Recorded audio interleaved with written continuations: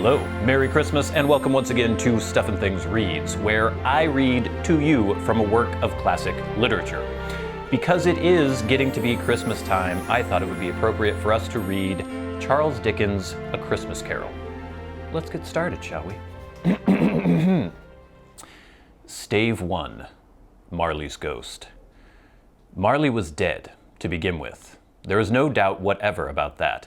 The register of his burial was signed by the clergyman, the clerk, the undertaker, and the chief mourner. Scrooge signed it, and Scrooge's name was good upon change for anything he chose to put his hand to. Old Marley was as dead as a doornail. Mind, I don't mean to say that I know, of my own knowledge, what there is particularly dead about a doornail.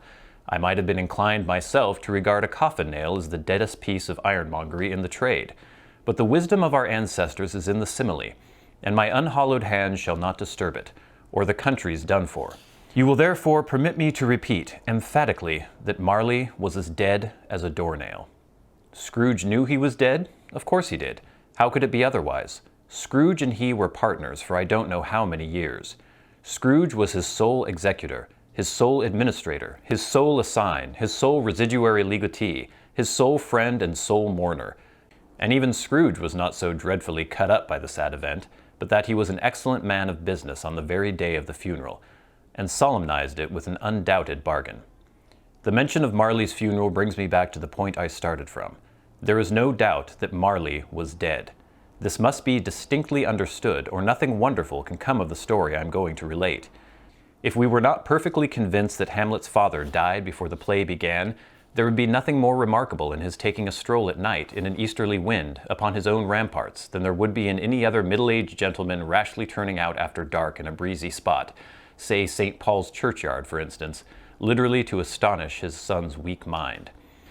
Scrooge never painted out old Marley's name. There it stood, years afterwards, above the warehouse door, Scrooge and Marley. The firm was known as Scrooge and Marley. Sometimes people new to the business called Scrooge Scrooge, and sometimes Marley, but he answered to both names. It was all the same to him. Oh, but he was a tight-fisted hand at the grindstone, Scrooge. A squeezing, wrenching, grasping, scraping, clutching, covetous old sinner. Hard and sharp as flint, from which no steel had ever struck out generous fire. Secret and self-contained and solitary as an oyster. The cold within him froze his old features, nipped his pointed nose, shriveled his cheek, stiffened his gait, made his eyes red, his thin lips blue, and spoke out shrewdly in his grating voice. A frosty rime was on his head and on his eyebrows and his wiry chin. He carried his own low temperature always about with him. He iced his office in the dog days and didn't thaw it 1 degree at Christmas. External heat and cold had little influence on Scrooge. No warmth could warm, nor wintry weather chill him. No wind that blew was bitterer than he. No falling snow was more intent upon its purpose. No pelting rain less open to entreaty. Foul weather didn't know where to have him. The heaviest rain and snow and hail and sleet could boast of the advantage over him in only one respect. They often came down handsomely, and Scrooge never did. Nobody ever stopped him in the street to say with gladsome looks, "My dear Scrooge, how are you? When will you come to see me?" No beggars implored him to bestow a trifle. No children asked him what it was o'clock. No man or woman ever once in all his life inquired the way to such and such a place of Scrooge.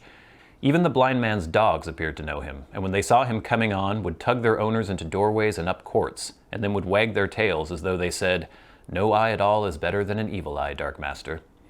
But what did Scrooge care? It was the very thing he liked. To edge his way along the crowded paths of life, warning all human sympathy to keep its distance, was what the knowing ones call nuts to Scrooge. Once upon a time, of all the good days in the year, on Christmas Eve, old Scrooge sat busy in his counting-house. It was cold, bleak, biting weather, foggy withal, and he could hear the people in the court outside go wheezing up and down, beating their hands upon their breasts and stamping their feet upon the pavement stones to warm them. The city clocks had only just gone 3, but it was quite dark already. It had not been light all day, and candles were flaring in the window of the neighboring offices, like ruddy smears upon the palpable brown air. The fog came pouring in at every chink and keyhole, and was so dense without that although the court was of the narrowest, the houses opposite were mere phantoms. To see the dingy cloud come drooping down, obscuring everything, one might have thought that nature lived hard by and was brewing on a large scale. The door of Scrooge's counting-house was open that he might keep an eye upon his clerk, who in a dismal little cell beyond a sort of tank was copying letters. Scrooge had a very small fire, but the clerk's fire was so very much smaller that it looked like one coal, but he couldn't replenish it, for Scrooge kept the coal box in his own room, and so surely as the clerk came in with the shovel, the master predicted that it would be necessary for them to part. Wherefore the clerk put on his white comforter and tried to warm himself at the candle, in which effort, not being a man of strong imagination, he failed. "A Merry Christmas, Uncle! God save you!" cried a cheerful voice. It was the voice of Scrooge's nephew, who came upon him so quickly that this was the first intimation he had of his approach. "Bah!" said Scrooge. "Humbug!" He had so heated himself with rapid walking in the fog and frost, this nephew of Scrooge's, that he was all in a glow. His face was ruddy and handsome, his eyes sparkled, and his breath smoked again. "Christmas a humbug, Uncle!" said Scrooge's nephew. "You don't mean that, I'm sure." "I do," said Scrooge. "Merry Christmas! What right have you to be merry? What reason have you to be merry? You're poor enough." "Come then," returned the nephew gaily. "What right have you to be dismal? What reason have you to be morose? You're rich enough." Scrooge, having no better answer ready on the spur of the moment, said, "Bah!" again, and followed it up with, "Humbug." "Don't be cross, Uncle," said the nephew. "What else can I be," returned the uncle, "when I live in such a world of fools as this? Merry Christmas! Out upon Merry Christmas! What's Christmas to you but a time for paying bills without money? A time for finding yourself a year older and not an hour richer? A time for balancing your books and having every item in 'em through a round dozen of months presented dead against you? If I could work my will," said Scrooge indignantly, "every idiot who goes about with Merry Christmas on his lips would be boiled with his own pudding and buried with a stake of holly through his heart. He should." "Uncle," pleaded the nephew. "Nephew," returned the uncle sternly, "keep Christmas in your own way and let me keep it in mine." "Keep it," repeated Scrooge's nephew, "but you don't keep it." "Let me leave it alone then," said Scrooge. "Much good may it do you. Much good has it ever done you." "There were many things from which I might have derived good, by which I have not profited, I dare say," returned the nephew, "Christmas among the rest. But I am sure I have always thought of Christmas time, when it comes around, apart from the veneration due to its sacred name and origin, if anything belonging to it can be apart from that, as a good time, a kind, forgiving, charitable, pleasant time, the only time I know of, in the long calendar of the year, when men and women seem by one consent to open their shut-up hearts freely, and to think of people below them as if they really were fellow passengers to the grave, and not another race of creatures bound on other journeys. And therefore, Uncle, though it has never put a scrap of gold or silver in my pocket, I believe that it has done me good, and will do me good, and I say, God bless it." The clerk in the tank involuntarily applauded. Becoming immediately sensible of the impropriety, he poked the fire and extinguished the last frail spark forever. "Let me hear another sound from you," said Scrooge, "and you'll keep your Christmas by losing your situation. You're quite a powerful speaker, sir," he added, turning to his nephew. "I wonder you don't go into Parliament." "Don't be angry, Uncle. Come, dine with us tomorrow." Scrooge said that he would see him. Yes, indeed he did. He went the whole length of the expression and said that he would see him in that extremity first.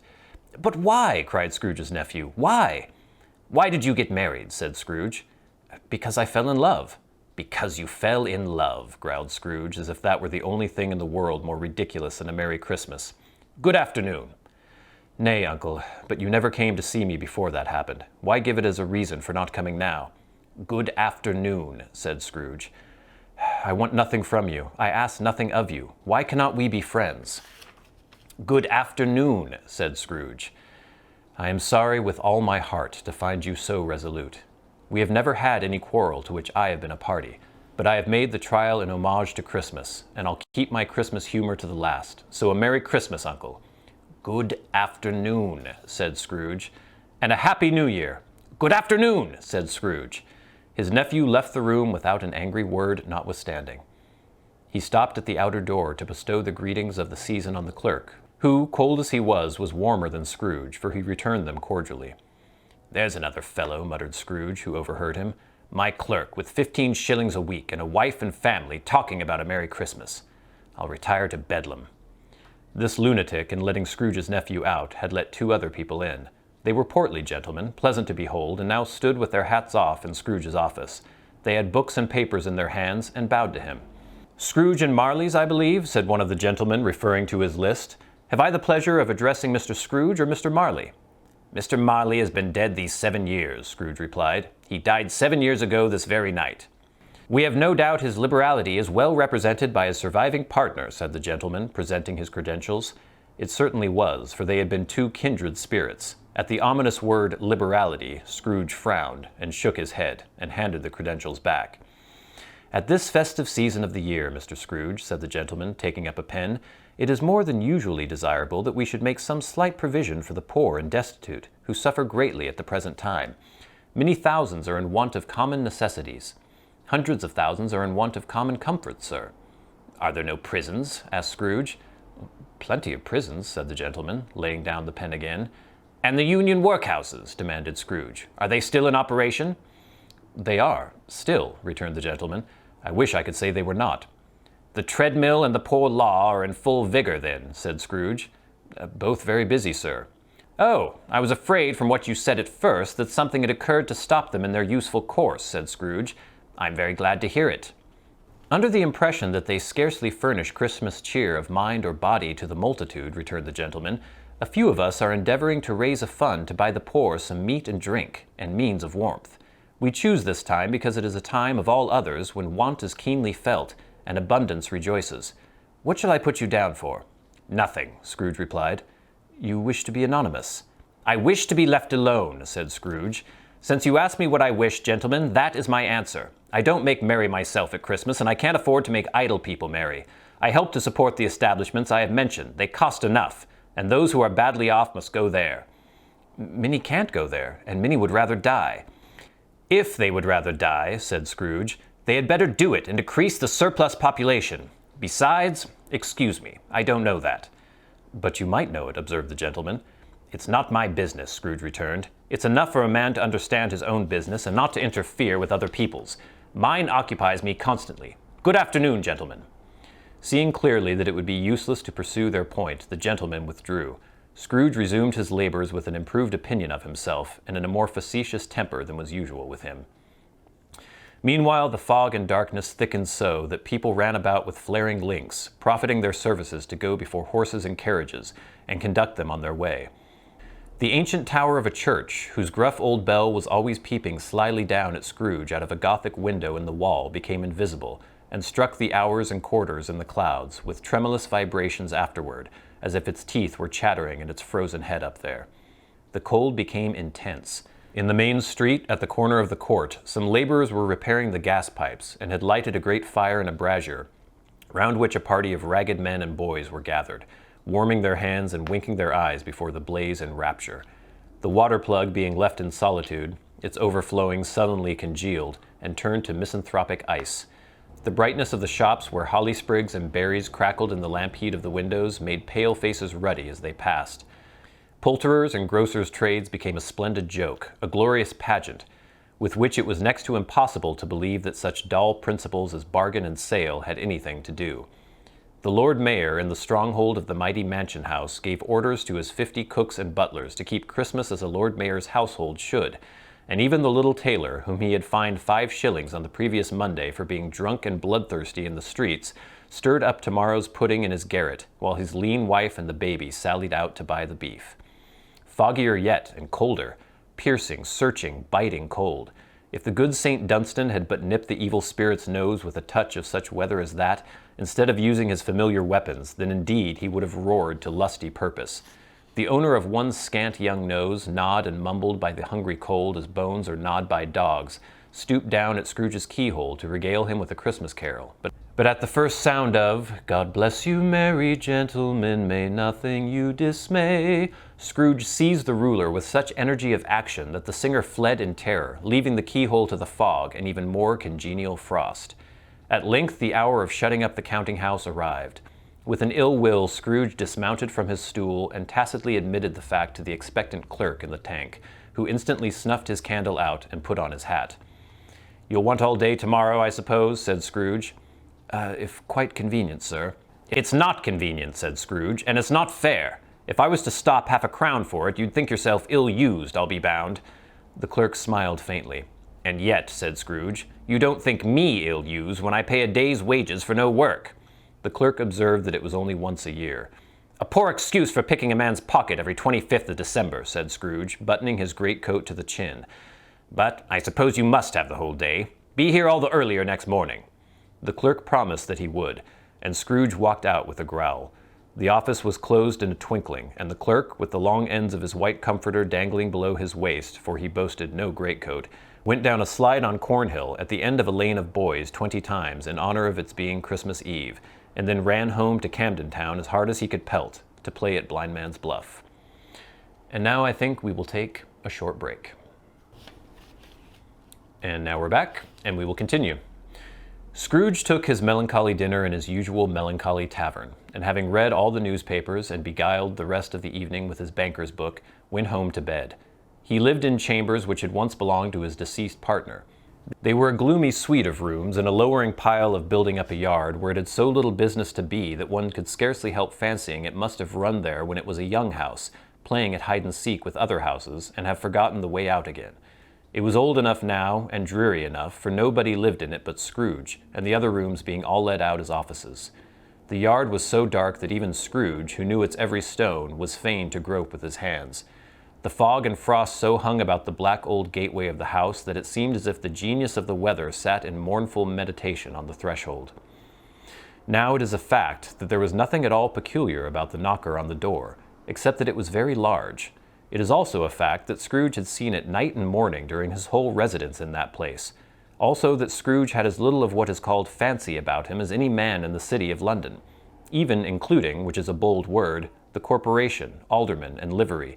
Let it also be borne in mind that Scrooge had not bestowed one thought on Marley since his last mention of his 7 years dead partner that afternoon. And then let any man explain to me, if he can, how it happened that Scrooge, having his key in the lock of the door, saw in the knocker, without its undergoing any intermediate process of change, not a knocker, but Marley's face. Marley's face. It was not an impenetrable shadow as the other objects in the yard were, but had a dismal light about it, like a bad lobster in a dark cellar. It was not angry or ferocious, but looked at Scrooge as Marley used to look, with ghostly spectacles turned up upon its ghostly forehead. The hair was curiously stirred as if by breath or hot air, and though his eyes were wide open, they were perfectly motionless. That and its livid color made it horrible, but its horror seemed to be in spite of the face and beyond its control, rather than a part of its own expression. As Scrooge looked fixedly at this phenomenon, it was a knocker again. To say that he was not startled, or that his blood was not conscious of a terrible sensation to which it had been a stranger from infancy, would be untrue. But he put his hand upon the key he had relinquished, turned it sturdily, walked in, and lighted his candle. He did pause, with a moment's irresolution, before he shut the door, and he did look cautiously behind it first, as if he half expected to be terrified with the sight of Marley's pigtails sticking out into the hall. But there was nothing on the back of the door, except the screws and nuts that held the knocker on, so he said, "Pooh! Pooh!" and closed it with a bang. The sound resounded through the house like thunder.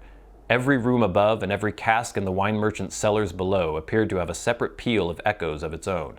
Scrooge was not a man to be frightened by echoes. He fastened the door and walked across the hall and up the stairs, slowly too, trimming his candle as he went. You may talk vaguely about driving a coach and six up a good old flight of stairs or through a bad young Act of Parliament, but I mean to say you might have got a hearse up the staircase and taken it broadwise, with the splinter bar towards the wall and the door towards the balustrades, and done it easy. There was plenty of width for that, and room to spare, which is perhaps the reason why Scrooge thought he saw a locomotive hearse going on before him in the gloom. Half a dozen gas lamps out of the street wouldn't have lighted the entry too well, so you may suppose that it was pretty dark with Scrooge's dip. Up Scrooge went, not caring a button for that. Darkness is cheap, and Scrooge liked it. But before he shut his heavy door, he walked through his rooms to see that all was right.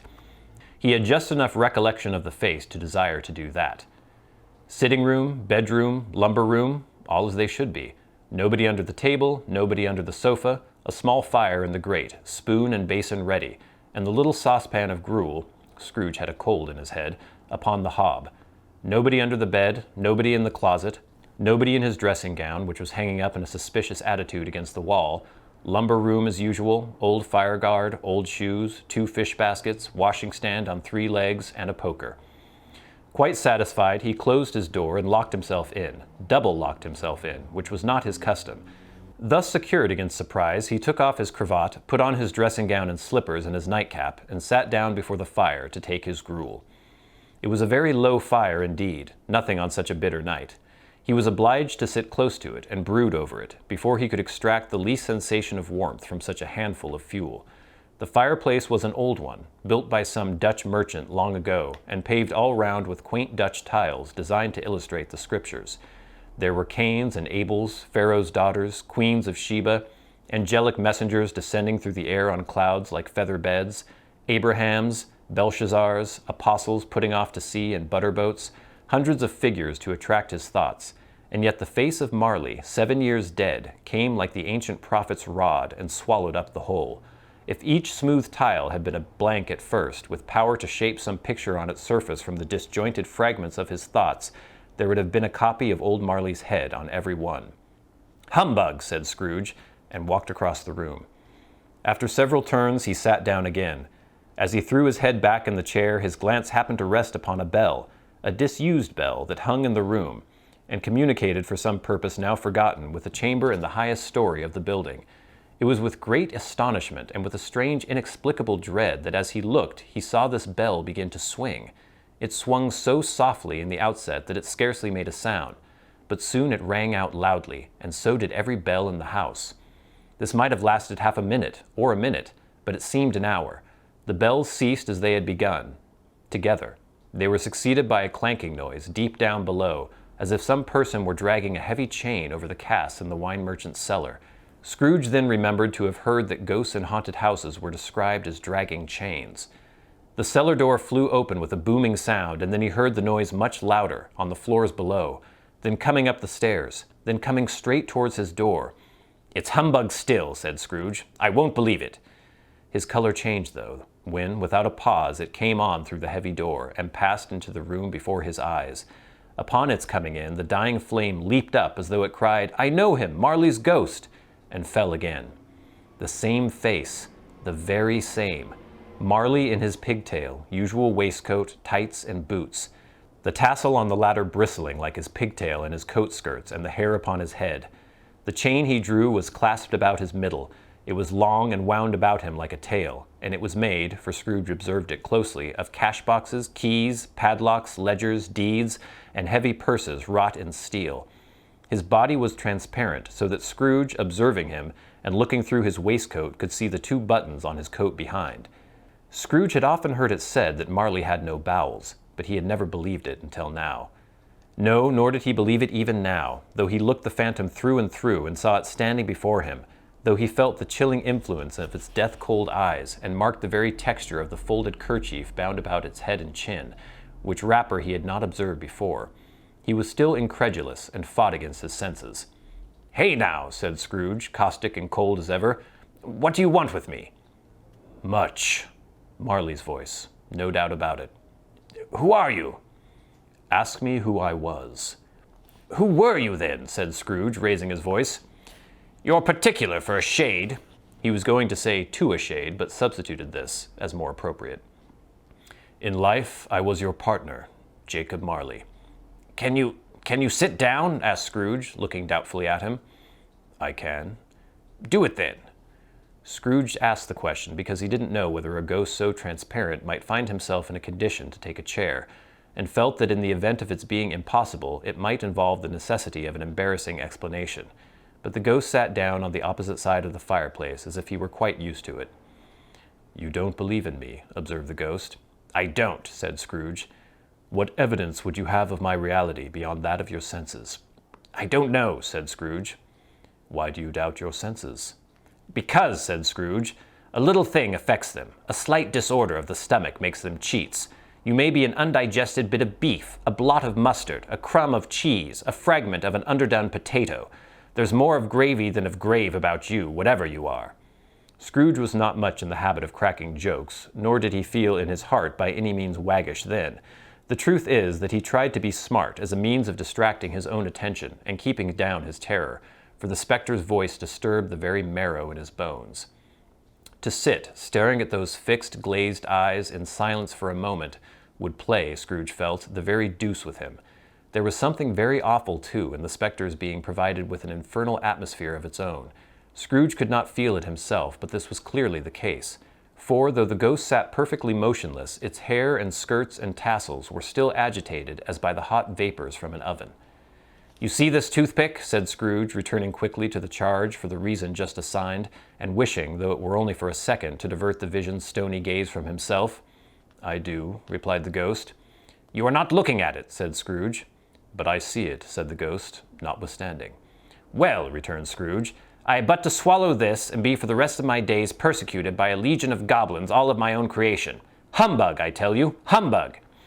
At this, the spirit raised a frightful cry, and shook its chain with such a dismal and appalling noise that Scrooge held on tight to his chair, to save himself from falling in a swoon.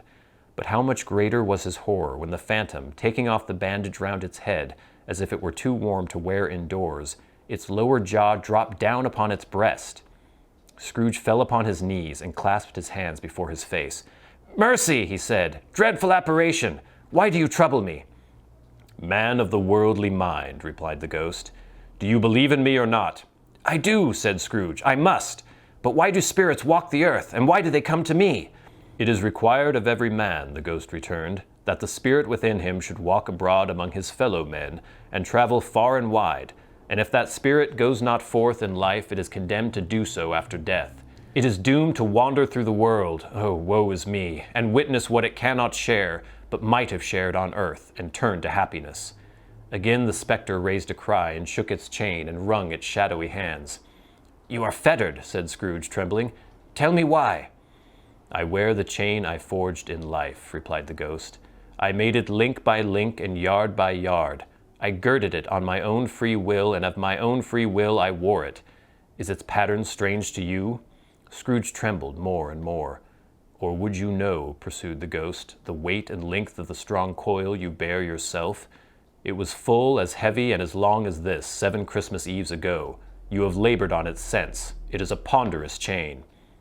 Scrooge glanced about him on the floor, in the expectation of finding himself surrounded by some 50 or 60 fathoms of iron cable, but he could see nothing. "Jacob," he said imploringly, "old Jacob Marley, tell me more. Speak comfort to me, Jacob." "I have none to give you," the ghost replied. "It comes from other regions, Ebenezer Scrooge, and it is conveyed by other minister to other kinds of men. Nor can I tell you what I would. A very little more is all permitted to me. I cannot rest, I cannot stay, I cannot linger anywhere. My spirit never walked beyond our counting-house. Mark me. In life, my spirit never roved beyond the narrow limits of our money-changing hole, and weary journeys lie before me." It was a habit with Scrooge, whenever he became thoughtful, to put his hands in his breeches pockets. Pondering on what the ghost had said, he did so now, but without lifting up his eyes or getting off his knees. "You must have been very slow about it, Jacob," Scrooge observed in a businesslike manner, though with humility and deference. "Slow," the ghost repeated. "7 years dead," mused Scrooge, "and traveling all this time?" "The whole time," said the ghost. "No rest, no peace, incessant torture of remorse." "You travel fast?" said Scrooge. "On the wings of the wind," replied the ghost. "You might have got over a quantity of ground in 7 years," said Scrooge. The ghost, on hearing this, set up another cry, and clanked its chains so hideously in the dead silence of the night that the ward would have been justified in indicting it for a nuisance. "Oh, captive, bound, and double ironed," cried the phantom, "not to know that ages of incessant labor by immortal creatures, for this earth must pass into eternity before the good of which it is susceptible is all developed.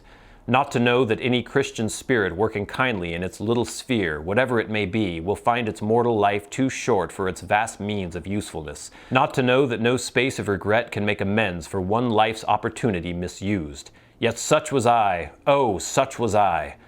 But you were always a good man of business, Jacob," faltered Scrooge, who now began to apply this to himself. "Business!" cried the ghost, wringing his hands again. "Mankind was my business. The common welfare was my business. Charity, mercy, forbearance, and benevolence were all my business. The dealings of my trade were but a drop of water in the comprehensive ocean of my business." It held up its chain at arm's length as if that were the cause of all its unavailing grief, and flung it heavily upon the ground again. "At this time of the rolling year," the spectre said, "I suffer most. Why did I walk through crowds of fellow beings with my eyes turned down, and never raise them to that blessed star which led the wise man to a poor abode? Were there no poor homes to which its light would have conducted me? Scrooge was very much dismayed to hear the spectre going on at this rate, and began to quake exceedingly. "Hear me," cried the ghost. "My time is nearly gone." "I will," said Scrooge. "But don't be hard upon me. Don't be flowery. Jacob, pray." "How is it that I appear before you in a shape that you can see? I may not tell. I have sat invisible beside you many and many a day." It was not an agreeable idea. Scrooge shivered and wiped the perspiration from his brow. "There is no light part of my penance," pursued the ghost. "I am here tonight to warn you that you have yet a chance and hope of escaping my fate, a chance and hope of my procuring, Ebenezer." "You were always a good friend to me," said Scrooge. "Thank ye." "You will be haunted," resumed the ghost, "by 3 spirits." Scrooge's countenance fell almost as low as the ghost's had done. "Is that the last chance and hope you mentioned, Jacob?" he demanded in a faltering voice. "It is." I think I'd rather not," said Scrooge. "Without their visits," said the ghost, "you cannot hope to shun the path I tread. Expect the first tomorrow, when the bell tolls 1. "Couldn't I take them all at once and have it over, Jacob?" hinted Scrooge. "Expect the second on the next night at the same hour. The third upon the next night when the last stroke of 12 has ceased to vibrate. Look to see me no more, and look that for your own sake you remember what has passed between us." When it had said these words, the spectre took its wrapper from the table and bound it round its head as before. Scrooge knew this by the smart sound its teeth made when the jaws were brought together by the bandage. He ventured to raise his eyes again and found his supernatural visitor confronting him in an erect attitude with its chain wound over and about its arm. The apparition walked backward from him, and at every step it took, the window raised itself a little, so that when the spectre reached it, it was wide open. It beckoned Scrooge to approach, which he did. When they were within 2 paces of each other, Marley's ghost held up its hand, warning him to come no nearer. Scrooge stopped. Not so much in obedience as in surprise and fear, for on the raising of the hand he became sensible of confused noises in the air, incoherent sounds of lamentation and regret, wailings inexpressibly sorrowful and self-accusatory. The spectre, after listening for a moment, joined in the mournful dirge, and floated out upon the bleak, dark night. Scrooge followed to the window, desperate in his curiosity. He looked out. The air was filled with phantoms, wandering hither and thither in restless haste, and moaning as they went. Every one of them wore chains like Marley's ghost. Some few, they might be guilty governments, were linked together. None were free. Many had been personally known to Scrooge in their lives. He had been quite familiar with an old ghost in a white waistcoat with a monstrous iron safe attached to its ankle, who cried piteously at being unable to assist a wretched woman with an infant, whom it saw below, upon a doorstep. The misery with them all was, clearly, that they had sought to interfere for good in human matters and had lost the power forever. Whether these creatures faded into mist or mist enshrouded them, he could not tell, but they and their spirit voices faded together, and the night became as it had been when he walked home. Scrooge closed the window and examined the door by which the ghost had entered. It was double locked as he had locked it with his own hands, and the bolts were undisturbed. He tried to say humbug, but stopped at the first syllable. And being, from the emotion he had undergone, or the fatigues of the day, or his glimpse of the invisible world, or the dull conversation of the ghost, or the lateness of the hour, much in need of repose, went straight to bed, without undressing, and fell asleep upon the instant. Thank you so much for watching this edition of Stuff and Things Reads. Next time we will continue with Stave 2, the first of the 3 spirits. Until next time, until we meet again, I've been your good friend Bradley, you in the audience. This has been Stuff and Things Reads. Merry Christmas.